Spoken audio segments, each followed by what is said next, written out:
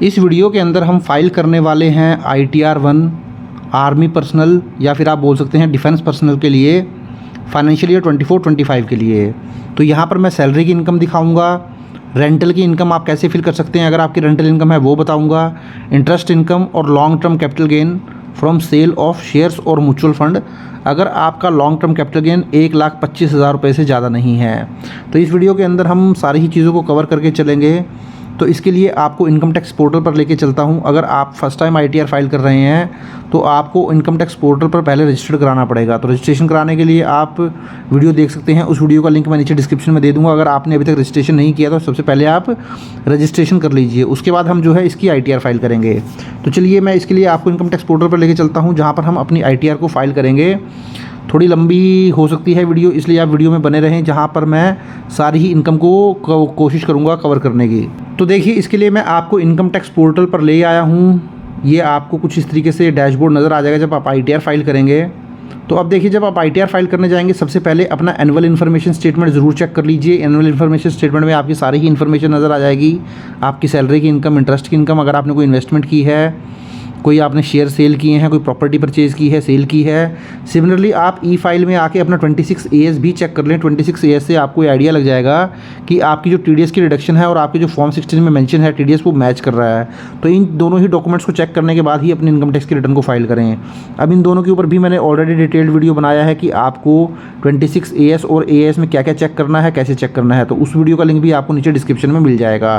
तो चलिए आप ITR फाइल जब शुरू करेंगे तो फाइल नाउ पे क्लिक कर सकते हैं या फिर ई फाइल में आए, income tax return, file income tax return पे क्लिक कर दें। यहाँ पर assessment year 25-26 online mode continue कर दें इसको। उसके बाद देख सकते हैं आप स्टार्ट न्यू फाइलिंग पे क्लिक कर लेंगे। उसके बाद देख सकते हैं आपको यहाँ पर इंडिविजुअल का ऑप्शन नज़र आ जाएगा, बाय डिफ़ॉल्ट ही आप इसको कंटिन्यू कर दीजिए। उसके बाद सिलेक्ट कर लीजिए ITR 1, उसके बाद प्रोसीड विद ITR 1 कर दीजिए। उसके बाद यहाँ पे आपको एक मैसेज देगा, अगर आप न्यू टैक्स रिजीम में आप अपनी ITR फाइल करेंगे जो कि डिफ़ॉल्ट टैक्स रिजीम है, मीन्स जो ये आप इनकम टैक्स की रिटर्न फाइल करेंगे by default he new tax regime में फाइल करेंगे। अगर आप ओल्ड में फाइल करना चाहते हैं तो उसके लिए आपको ऑप्शन चेंज करना पड़ेगा। वो ऑप्शन कैसे चेंज होगा वो भी मैं आपको आगे बताऊँगा। तो न्यू टैक्स रिजीम में आपको बहुत ही कम डिडक्शन मिलती हैं, क्योंकि न्यू टैक्स रिजीम में आपको HRA, LTA, 80C से लेकर 80U तक जो भी आपने इन्वेस्टमेंट कर रखी होती हैं उनकी डिडक्शन आपको नहीं मिलती है। तो चलिए इसको ओके कर देते हैं। अब इसको लेट गेट स्टार्टेड कर देते हैं। तो हम यहाँ पर न्यू टैक्स रिजीम में अपनी इनकम टैक्स की रिटर्न को फाइल करेंगे।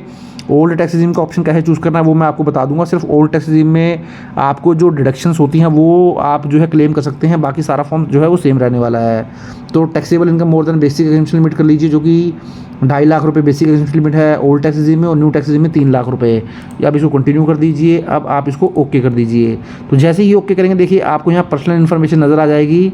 अब आपको पर्सनल इन्फॉर्मेशन के ऊपर क्लिक करना है और अपना फॉर्म जो है वो फिलअप करते चले जाना है। तो अब मैं इसके ऊपर क्लिक कर देता हूँ। देखिए जैसे ही आप पर्सनल इन्फॉर्मेशन के ऊपर क्लिक करेंगे ऊपर आपको नज़र आ जाएगी आपकी पर्सनल इन्फॉर्मेशन, आपका नाम, आधार नंबर, पैन नंबर, नीचे कॉन्टैक्ट डिटेल नज़र आ जाएगी। तो वो इन्फॉर्मेशन में आपको कुछ नहीं करना है, वो सिर्फ आपके लिए क्रॉस चेक करने के लिए है। अब आपको नीचे नेचर ऑफ एम्प्लॉयमेंट में आ जाना है।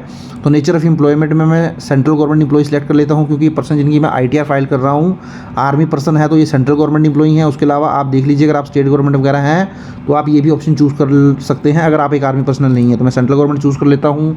यहाँ 139 में आपको कुछ करना नहीं है। अब देखिए आप जब यहाँ नीचे आएंगे तो बाय डिफ़ॉल्ट ही यहाँ 9 के ऊपर क्लिक किया हुआ है। तो इसका मतलब ये है कि हम न्यू टैक्स रिजीम में अपनी ITR को फाइल कर रहे हैं। अगर आप ओल्ड टैक्स रिजीम में फाइल करना चाहते हैं तो आप इसको येस कर लीजिए और ओल्ड टैक्स रिजीम के अंदर अपनी ITR को फाइल कर लीजिए। तो मैं न्यू टैक्स रिजीम में ही फाइल करूँगा।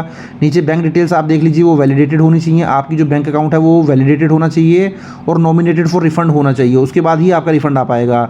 अब नीचे कर दें और इसको कन्फर्म कर दें। तो जब आप कन्फर्म करेंगे तो आपका देखिए पहला टैब जो है वो कन्फर्म हो चुका है। अब आप जो है दूसरा टैब कंफर्म करें, ग्रॉस टोटल इनकम के ऊपर क्लिक कर दीजिए। तो जैसे ही आप ग्रॉस टोटल इनकम के ऊपर क्लिक करेंगे देखिए अभी यहाँ पे आपकी इनकम फ्रॉम सैलरी में कुछ भी नज़र नहीं आ रहा है। बट जनरली क्या होगा कि आपका जो एनुअल इन्फॉर्मेशन स्टेटमेंट होता है 26AS होता है, वहाँ से आपकी gross total income auto populate होकर यहाँ पे नज़र आ जाती है। बट स्टिल अगर आपको नज़र नहीं आती है तो आप इसको एडिट कर लीजिए और एडिट पे क्लिक करके आप यहाँ पे अपनी इनकम को मेंशन कर लीजिए। तो एडिट पे क्लिक करेंगे, सैलरी एज पर सेक्शन 71 में देखिए आपका मैं फॉर्म 16 दिखा देता हूँ। तो देखिए आपके एम्प्लॉयर से आपको ये फॉर्म 16 मिला हुआ है जहाँ पे आप देखेंगे ग्रॉस सैलरी। तो जो ग्रॉस सैलरी है वो आपकी 10,25,670 है, तो ये मेंशन कर लीजिए। उसके अलावा देख सकते हैं आप स्टैंडर्ड डिडक्शन आपको मिल जाती है 75,000 की। नेट सैलरी आपकी आ गई है 9,50,000 45,670, उसके बाद इसके ऊपर टैक्स कट चुका है 45,060। तो ये सारी ही इन्फॉर्मेशन आप जो है मेंशन कर लीजिए। यहाँ सिर्फ ग्रॉस सैलरी आपको मेंशन करनी है, क्योंकि आपका ये जो फॉर्म 16 है वो न्यू टैक्स रिजीम के अकॉर्डिंग है। तो न्यू टैक्स रिजीम में जनरली आपको एग्जम्पशन या डिडक्शन मिलती नहीं है। तो चलिए हम अपनी ग्रॉस सैलरी वहाँ पर मेंशन कर लेते हैं 10,25,600। तो यहाँ पर मैं 10,25,600 मेंशन कर देता हूँ, जो कि मेरी ग्रॉस सैलरी है। अब मैं थोड़ा सा नीचे आऊँगा, देख सकते हैं आप नीचे आ जाएँ तो देखिए आपकी सैलरी आ चुकी है 10,25,600। 75,000 की आपको स्टैंडर्ड डिडक्शन मिल गई है। तो आपकी जो chargeable under the head salary आ गई है वो आ गई है 9,50,600। अब देखिए ऊपर आएंगे तो देखिए यहाँ पर आपको एग्जाम का कॉलम नज़र आ जाएगा। अगर आप ओल्ड टैक्स रिजीम में होते हैं तो यहाँ बहुत सारी एग्जाम्शन आपको मिल जाती हैं, बट न्यू टैक्स रिजीम में भी एक बार आप यहाँ चेक कर लीजिए। अगर आपको कोई एग्जाम्शन मिल सकती है तो आप यहाँ पे मेंशन कर सकते हैं। देखिए न्यू टैक्स रिजीम में जो आपको एग्जाम्शन मिलती हैं, सेक्शन 10(6) के अंदर remuneration received as an official, 10(7) allowances मिलते हैं आपको, 10(10) death cum retirement gratuity, 10(10) commuted pension आपको मिलती है, EL आपको मिलती है ऑन लीव, 10(10)C, 10(10)CC, 10(14)(1).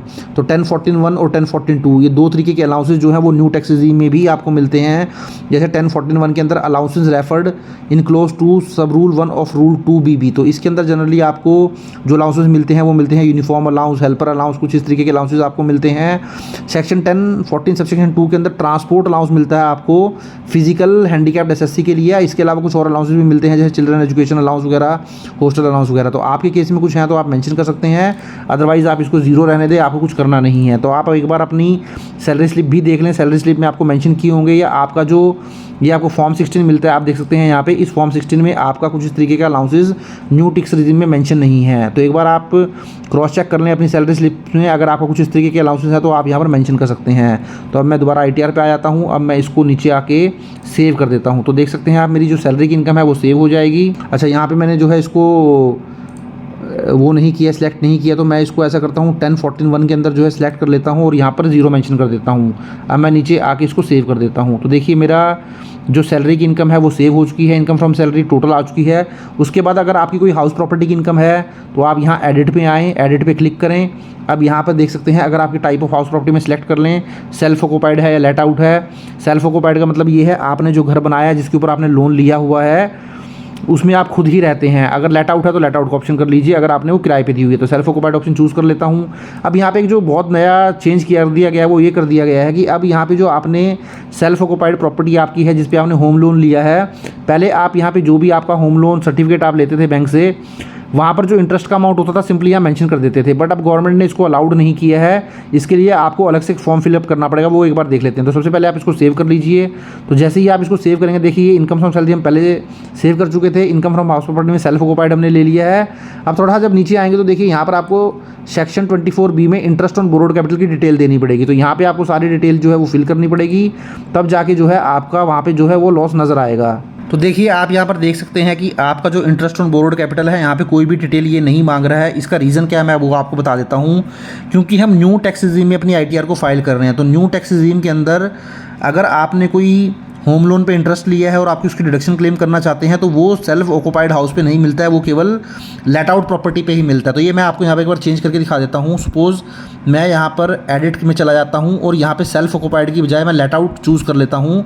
तो लेट आउट के केस में आपको यहाँ रेंट दिखाना पड़ेगा। सपोज़ आपका 25,000 रुपये महीने का रेंट है तो 3 लाख रुपये आपका रेंट हो गया। तो 3 लाख में रेंट दिखा देता हूँ, 90,000 आपको ऑटोमेटिकली रिडक्शन मिल जाती है। अब आप इसको सेव कर दीजिए। तो यहाँ 2,10,000 आपकी इनकम आ जाएगी। देखिए रेंटल इनकम 3 लाख में से 90,000 गया, 2,10,000। अब यहाँ पे अगर आप इंटरेस्ट की वो करेंगे, इंटरेस्ट की डिडक्शन क्लेम करेंगे तो अब आपको मिल जाएगी। देखिए अब ऐड अनदर का ऑप्शन आ चुका है।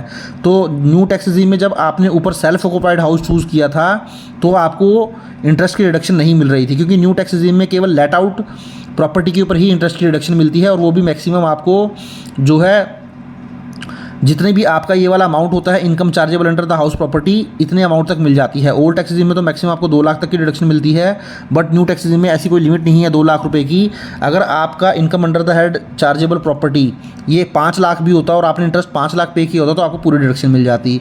तो यहाँ जब आप आएंगे तो देखिए ऐड अनदर में जब आप आएंगे तो यहाँ पे आपको सारी डिटेल फिल करनी होगी। मीन्स आपने जो लोन लिया बैंक से लिया है, अदर देन बैंक लिया है, उस बैंक का नाम देना होगा, लोन नंबर मेंशन करना होगा, डेट क्या थी आपके जब लोन सैंक्शन हुआ था, अमाउंट क्या था आपके लोन का, 31 मार्च 2025 पे आपका कितना लोन आउटस्टैंडिंग है और कितना अमाउंट आपने जो है पे किया। तो ये सारी डिटेल आप एक बार सबमिट करके सेव कर देंगे तो आपका यहाँ पर वो जो इंटरेस्ट ऑन बोरोड कैपिटल से अमाउंट था वो आपका यहाँ पे देखिए, यहाँ पे आप जब ये सारी इन्फॉर्मेशन फिल कर लेंगे तो यहाँ पे आपका अमाउंट नज़र आ जाएगा और साथ ही साथ आपको यहाँ पर भी वो अमाउंट दिखा देगा। बट हमें तो लेट आउट प्रॉपर्टी है नहीं, हमारी तो सेल्फ ऑक्युपाइड है, तो मैं इसको सेल्फ ऑक्युपाइड ही कर लेता हूँ। ये सिर्फ मैंने आपको समझाने के पर्पज़ से किया था।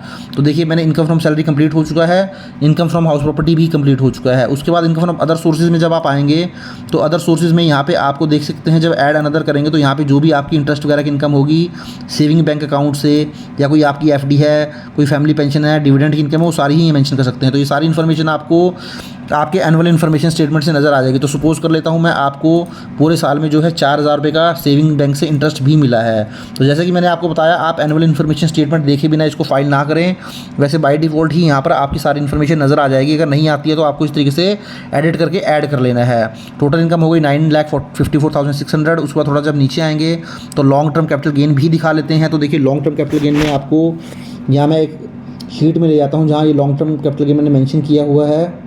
जब यहाँ पे आप आएंगे तो देखिए यहाँ पे आपको डिटेल नज़र आ जाएगी मेरी लॉन्ग टर्म कैपिटल गेन की, जहाँ पर मेरी जो सेल वैल्यू थी शेयर्स की वो 4,23,211 है और जो बाय वैल्यू है 298 है। बट बाय वैल्यू के साथ साथ आपको जो आपने ब्रोकरेज पे की है 2307 की, जीएसटी पे किया है, टर्नओवर टैक्स पे किया है, सेबी चार्जेस, स्टैंप ड्यूटी, ये सारी ही चीज़, अदर चार्जेस, सारी ही चीज़ें ले लें, केवल एसटीटी को छोड़ दें क्योंकि इसका बेनिफिट आपको नहीं मिलेगा। तो आपकी सेल वैल्यू है 423,211 और जो बाय वैल्यू है, बाय वैल्यू का अगर आप टोटल करेंगे तो ये आपका टोटल बनेगा 3,01,734।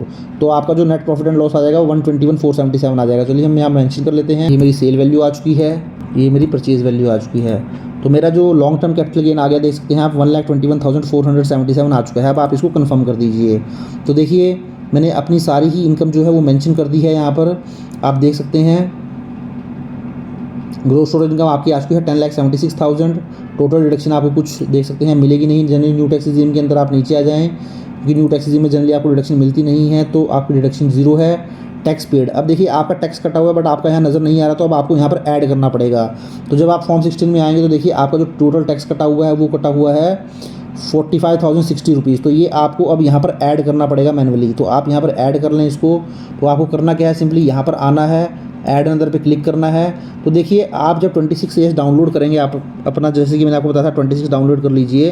तो 26AS में आपको यहाँ पर आपका जो एम्प्लॉयर है उसका टैन नंबर नज़र आ जाएगा, नाम नज़र आ जाएगा डिडक्टर का, income chargeable under the head salary वो आप जो है ये मेंशन कर दीजिए। 10,25,600 ग्रॉस सैलरी या जो आपको वहाँ पे नज़र आएगी। और यहाँ पे जो भी आपका टीडीएस कटा हुआ है 46,900 समथिंग, 46,700 वो यहाँ पे मेंशन कर दीजिए। तो चलिए सारी डिटेल एक बार मैं मेंशन कर लेता हूँ और उसको सेव कर देता हूँ। तो मैंने सारी ही इन्फॉर्मेशन को जो है फिल कर दिया है, अब मैं इसको सेव कर लेता हूँ। तो देखिए मेरा ये जो टीडीएस वाला शेड्यूल है वो सेव हो चुका है और आपका जो टोटल टैक्स पेड आ चुका है वो 47,000 आ चुका है। अब आप इसको कंफर्म कर दीजिए। तो जैसे ही आप कंफर्म करेंगे तो देखिए आपका टैक्स पेड 47,000 रुपीज़ था। व्यू ईयर टैक्स डिटेल्स में आप जाएंगे तो देखिए जैसे आप व्यू टैक्स डिटेल में जाएंगे तो आपका यहाँ पे आप नीचे आएंगे तो जब लास्ट में आएंगे तो देख सकते हैं आप टोटल टैक्स बन चुका है 47,278। इसको कंफर्म कर दीजिए। अब प्रोसीड टू वेरिफिकेशन कर दीजिए। तो प्रोसीड टू वेरिफिकेशन जैसे ही करेंगे तो देखिए you need to make a payment of 280 rupees. तो 280 रुपये की पेमेंट आपको करनी पड़ेगी पहले, उसके बाद जाके जो है आप जो है इसको सबमिट करवा पाएंगे। तो जब लास्ट में जब आप आएंगे देख सकते हैं आप लास्ट में आ जाएँ। जब लास्ट में आप आएंगे तो देखिए यहाँ से आप डायरेक्टली 280 रुपीज़ पे कर सकते हैं। तो पे नाउ पे जाके इसको क्लिक कर लीजिए। या आप सेल्फ असेसमेंट टैक्स कैसे पे कर सकते हैं इसके ऊपर ऑलरेडी मैंने डिटेल्ड वीडियो बनाया है। वीडियो का लिंक आपको नीचे डिस्क्रिप्शन में मिल जाएगा, आप जाएँ और देख लें। तो यहाँ से 280 रुपीज़ पे नाउ करके आप सिंपली इसको बैक आ जाएंगे और बैक आके इसको जो है टैक्स पेड में ऐड कर लेंगे। तो देखिए कहाँ ऐड करना आपको, टैक्स पेड में आप आ जाएंगे और टैक्स पेड में आके जो यहाँ पर सेल्फ असेसमेंट टैक्स है, सेल्फ असेसमेंट में टैक्स में आके ऐड अनदर पे आके जो भी आपने चालान जमा कराया होगा उस पर एक BSR कोड आएगा, वो आप मेंशन कर दीजिए। सपोज मैं मेंशन कर देता हूँ। उसके बाद डेट ऑफ डिपॉजिट आज 10 जून है तो 10 जून को आपने डिपॉजिट किया तो वो वाली डेट चूज़ कर लीजिए। सीरियल नंबर डाल दीजिए चालान का और जो आपने टैक्स पे किया है 278 रुपीज़ का वो आप यहाँ पर मेंशन कर दीजिए। अब सारी इन्फॉर्मेशन यहाँ पे फिल कर लिया मैंने। अब मैं इसको सेव कर देता हूँ। तो देखिए जैसे ही मैंने इसको सेव किया तो मेरा जो चालान है वो देखिए यहाँ पे एडवांस टैक्स में जब मैं जाऊँगा तो यहाँ पे आपको नज़र आ सेल्फ असेसमेंट टैक्स में मैं जाऊँगा तो यहाँ नज़र आ जाएगा। तो टोटल टैक्स आपका 47,278 हो चुका है। अब आप इसको कंफर्म कर दीजिए। तो कंफर्म करेंगे तो देखिए आपकी दोनों ही लायबिलिटी मैच हो चुकी हैं। इतना ही टैक्स था, इतनी ही आपकी टैक्स लायबिलिटी थी। तो प्रोसीड टू वेरिफिकेशन कर दीजिए। अब लास्ट में आए, अब preview and submit your return कर दीजिए। अब यहाँ पे देख सकते हैं आप, ये जो चेक बॉक्स है इसके ऊपर आपको टिक करना है, बट इससे पहले थोड़ा जब आप नीचे आएंगे तो यहाँ पर आपको प्लेस मेंशन करनी पड़ेगी। प्लेस मेंशन कर दीजिए, चेक बॉक्स के ऊपर टिक कर दीजिए और अब इसको नीचे से प्रोसीड टू वैलिडेशन कर दीजिए। तो आपकी जो वैलिडेशन है वो सक्सेसफुल हो चुकी है। प्रीव्यू रिटर्न करके इसको आप सबमिट करवा दें और रिटर्न को ई-वेरीफाई करा लें। तो इस तरीके से आप जो है अपनी ITR को फाइल कर सकते हैं। Thank you very much.